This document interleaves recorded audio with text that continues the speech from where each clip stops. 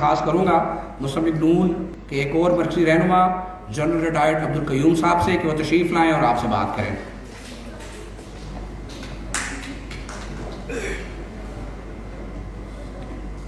اعوذ باللہ من الشیطان الرجیم، بسم اللہ الرحمن الرحیم۔ جناب صدر پاکستان مسلم لیگ شہباز شریف صاحب، senior vice president, secretary general اور میرے سارے کلیگز اور خواتین و حضرات،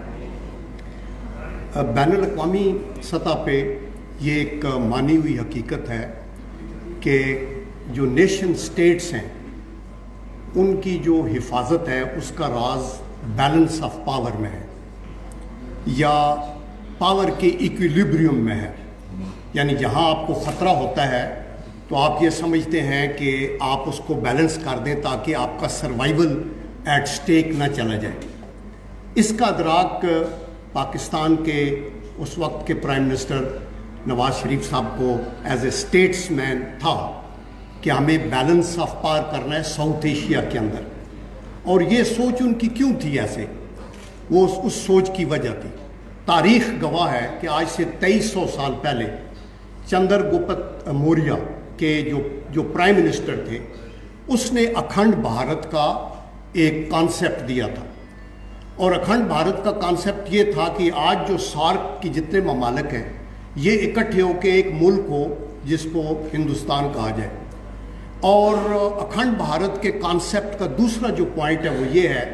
کہ اسٹریٹ آف ہارموز سے لے کے اسٹریٹ آف ملاکا تک نیچے عریبین سی اور انڈین اوشن کا کنٹرول بھی اسی طاقت کے پاس ہو۔ تو چونکہ نواز شریف صاحب کی ایک اپنی سوچ تو ہمیشہ یہ ہے کہ نان ایگریسو، میوچل کو ایگزسٹنس، پیسفل کو ایگزسٹنس،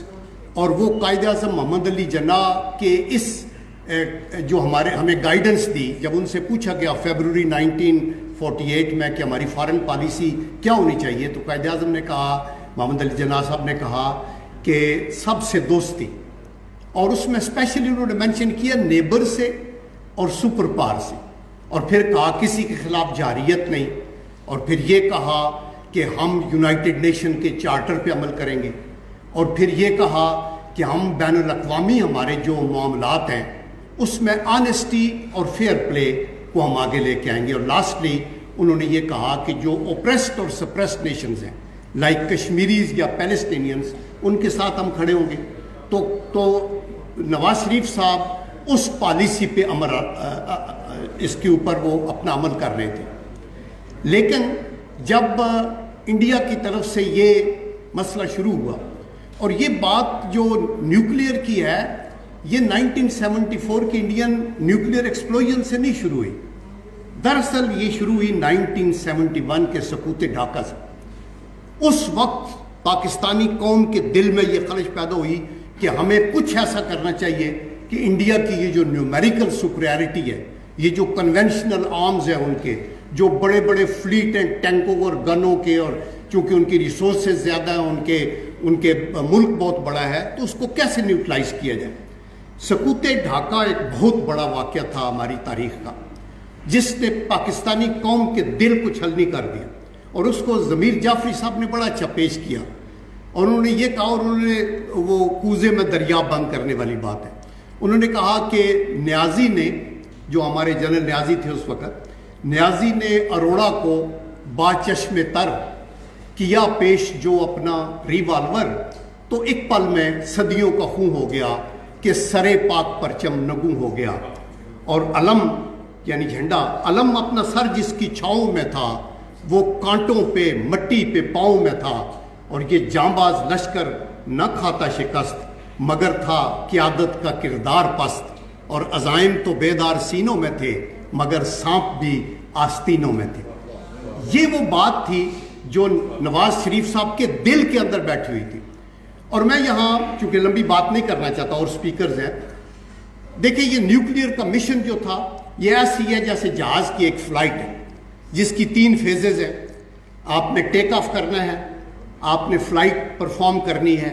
اور آپ نے لینڈنگ کرنی ہے۔ تو سب سے آسان تو فلائٹ ہوتی ہے، چونکہ پائلٹ کئی دفعہ آٹو پائلٹ پہ کر کے جہاز اڑتا رہتا ہے لیکن عملہ وہاں بھی کام کرتا ہے۔ اس سے بھی زیادہ مشکل ٹیک آف کا ہے، آپ کو زیادہ احتیاط برتنی پڑتی ہے، جہاز کو کتنے لیول پہ لے کے جانا ہے، کیسے ٹیک آف کرنا ہے۔ لیکن سب سے مشکل جو آپریشن ہے وہ لینڈنگ کا آپریشن ہے۔ ہماری جو نیوکلیئر فلائٹ تھی اس کا بے شک ٹیک آف کا کریڈٹ ذوالفقار علی بھٹو صاحب کو جاتا ہے، انہوں نے ایک بیج بویا، اور اس کے بعد سارے سول اور ملٹری قیادت جو بھی تھی، میں اس کا گواہ ہوں، چونکہ اینڈ 70 سے لے کے mid 85 تک